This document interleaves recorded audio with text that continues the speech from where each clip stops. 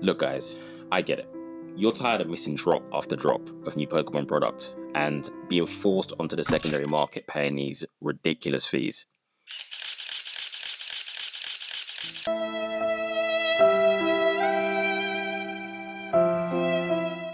If that little clip just there was relatable, then this might be the video you've been waiting for.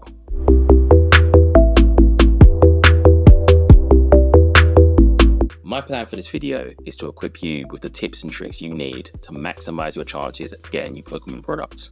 And with the way 2025 is shaping up, there's probably no better time than now. And just a quick disclaimer, none of the tools, the programs, the groups that I mentioned in this video sponsor me. I mean, if they want to, feel free. But no, this is just me talking purely from my own experience and how I buy Pokemon products. So first up, and to be honest, probably the most effective method is gaining access to monitors, specifically Discord. So what is Discord? Discord is a chat and voice platform used by gamers, collectors, and communities alike. Think of it like WhatsApp or Facebook, just way more powerful. A lot of Pokemon TCG communities have Discord servers dedicated to tracking new drops and restocks, and then they send real-time alerts straight to your device. So how do these alerts work, you may ask? It's all thanks to monitoring bots. These bots constantly check websites, like the Pokemon Center, for stock changes. The moment something's in stock or restocks, it will instantly send a notification to a Discord channel, meaning you'll know way before the general public. And to be real with you, if you know people or see people that are always hitting the new product drops, it's because they're either in these groups or they know someone with access to these groups and they're feeding them information. And if you're not in one of these groups, they're always going to have an edge over you. And look, most of these groups will charge a small monthly fee. But when you look at it holistically, compared to what you'd be paying in a secondary market and how valuable some of these products are, it's a no-brainer in my eyes. And again, this isn't me doing any kind of promo for Discord. It's literally just me speaking from my experience. Without these groups, I wouldn't cop half the stuff I do. First, you'll need to find a Discord server that has access to these Pokemon monitors. So you can look on Reddit, Facebook, Twitter or X, or just from word of mouth. Definitely do your own research, but me personally, I use Vivian Collectibles Discord. I've been in there for a good few years, and aside from the monitors, which are great enough on its own, it's the community that I love. The amount I've learned, it's crazy. Like, it's night and day from when I started. And if you watch my other videos, all the guys you see me saying hi to, hanging out at shows with, I met them all through this Discord and I built some great friendships. So yeah, if you're watching this, big thanks to you, Viv. Okay, so now you're in a Discord server. At first, you're going to be overwhelmed with all the notifications pinging straight to your phone because most of these groups will have tons and tons and tons of channels, all of them active with different monitors.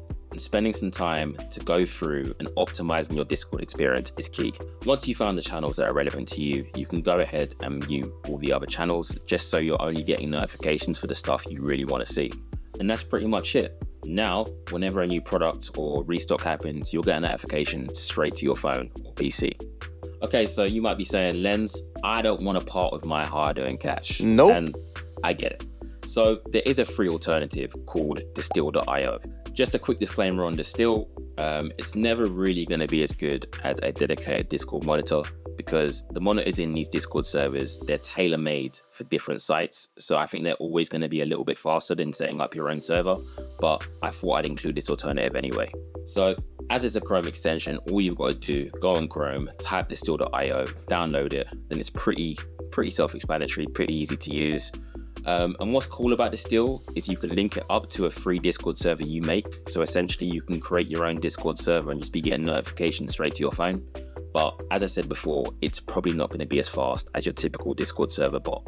The next tip is understanding drop plans. So while sites like the Pokémon Center don't typically announce their drop times, they're not actually completely random. Usually 2 to 2.5 months before a drop's scheduled to go live, you'll see pre-orders go up on the Pokémon Center and other corresponding sites. I always recommend collating data from past drops. By that I mean just making a note of the release dates, release times, and you might start to see patterns forming. When looking at these trends and analyzing, I always recommend working with friends or maybe groups of people you've met in the hobby. This is simply so you're all alert during a window of when a drop may go live because you might miss it, but your friend or acquaintance, whatever, they might catch it. And that could be the difference between you getting a drop and seeing that sold out message. What's that saying? Like, history repeats itself. It's no different in Pokemon, so track trends to stay ahead. Alright, so we've talked about using Discord to get alerts, we've spoke about tracking drop trends, but another really overlooked method is simply using multiple devices and multiple internet sources to really get an edge. Even if you have two of the exact same devices together, product drops can appear on one device before another, and it happens more often than you think. That means if you're only using one device during these drops, you're just putting yourself behind before you've even started. Here's what I recommend. So say you've got the link from your Discord server, you've caught it before it's gone live. Have the link open on your desktop and your phone if possible. Try different browsers. Whilst I don't have any proof this makes a difference, it doesn't hurt to have maybe Safari open on one device, Chrome open on another. You want to maximize the different options of trying to get through to that product page. Also, play around with your internet settings. So for example, your PC might be on Wi-Fi, have your phone on mobile data. If you have a tablet as well, try something else with that.